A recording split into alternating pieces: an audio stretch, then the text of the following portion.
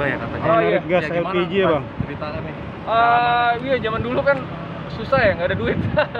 Cara ngasilin duit biar cepet ya tanya teman-teman yang segaulan di area rumah aja gitu, kayak yang apa cepet ya, ini kiloin koran mau nggak, angkut kiloin terus jual ke pasar kayak gitu. Terus sama upahan juga, kayak kebetulan tetangga tuh ada buat tukang gas gitu, dia jual gas. Jadi kalau kita nganter gas dari rumahnya dia ke gas pesanan gitu, kita dikasih duit, kasih upah gitu. Nothing glorious about it. Maksud aku tuh kayak nggak something lah. Setiap orang juga pasti ngelakuin struggle-nya masing-masing kan gitu. Jadi saya cuma mau bilang bahwa selama kalian tuh punya usaha, itu adalah journey gitu. Mungkin suatu saat kalian bisa punya gaji miliaran gitu, tapi kalau emang harus start dari awal banget gitu, jangan malu ngelakuin hal-hal kayak gitu. Itu berapa lama sih Bang? Mungkin Sekitar sampai SD ya, SD kelas 5, kelas 6 lah ya. itu tahun, SD kelas 5, kelas tahun 6. berapa sih itu Bang? Wah, berapa ya? Saya lahir tahun 85, kelas 6 tuh berapa umurnya? Umur 12 tahun. 11 ya? 11. 85 tambah 11 berapa? 96. 96. Tahun 96. Waktu itu diupah berapa Untuk Bang? saat ini mengingat keadaan itu waktu itu seperti apa sekarang ini mengingat hal itu? Nggak ada masalah kan, apa yang ngebentuk kita saat ini kan apa yang udah kita laluin kan gitu. Jadi kalau misalkan sekarang kita udah ada di posisi kayak begini, ngelihat kayak gitu ya lebih ke bersyukur gitu. Dan cerita-cerita kayak gini kan akhirnya bisa dibagi, di-share sama orang-orang yang bisa dijadikan referensi buat mereka, bahwa kayak kebanyakan orang nggak ngelihat prosesnya mas gitu. Kayak orang-orang tuh cuma pengen gua mau jadi kayak dia gitu, tapi kan dia nggak tahu proses kita untuk menuju ke sana kayak gimana. Untuk jatuh bangun sendiri, masih karir sendiri seperti apa nih selama ini? Jatuh bangun karir standar ya, dikritik habis-habisan pada saat selesai main film. Terus udah kayak gitu dibilang A, B, C, D, dibilang nggak usah acting lagi, dibilang nggak cocok untuk peran ini, nggak cocok untuk peran itu. Tapi pada akhirnya orang yang ngekritik cuma bisa ngekritik, kita yang pada akhirnya pegang kendali untuk bisa ngebuktiin ke mereka bahwa omongan mereka salah atau benar. Udah itu aja. Bang, masih ada nggak sih peran yang sampai sekarang tuh pengen dimainin tapi belum pernah peran impian gitu? Peran jadi banci kali ya, maksudnya jadi perempuan. Waria gitu. Perempuan. Transgender. Kenapa? Transgender. Ya pengen aja nge-explore sesuatu yang emang benar-benar beda gitu. Kan biasanya kan kalau di film-film saya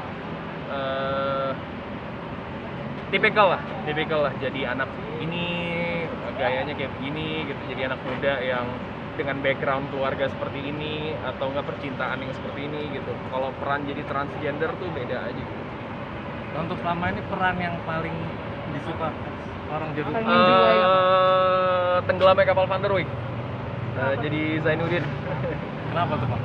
Karena itu syutingnya paling lama, pendalaman karakternya paling sulit, dan saya banyak dapat penghargaan di situ, piala. Dan itu salah satu pembuktian saya ke para kritikus bahwa ya yang selama ini mereka omongin salah. Risetnya sejauh mana sih Bang mendalami? Ada dialek coach, ada acting coach, ada ngobrol sama keluarganya Buya Hamka. Panjang prosesnya, syutingnya sendiri hampir setahun, 8 bulan, belum lagi proses reading dan segala macamnya yang ngebuat kita tuh harus kayak konsentrasi sekali untuk bisa memerankan karakter itu. Saya melakukan method acting di situ. Method acting itu artinya pada saat produksi dari start sampai selesai saya menjadi karakter gitu, termasuk logatnya. Jadi kalau on and off camera saya tetap jadi karakter itu. Jadi itu sulit banget. Bang, setelah berhasil memerankan dua Buya Hamka dari keluarga sendiri, keluarga Buya Hamka gimana Bang? Appreciate. Saya udah 2 kali main filmnya Buya Hamka, itu Tenggelamnya Kapal Van der Wijk sama Di Bawah Lindungan Ka'bah. Itu adalah 2 film yang ngebuat saya ngerasa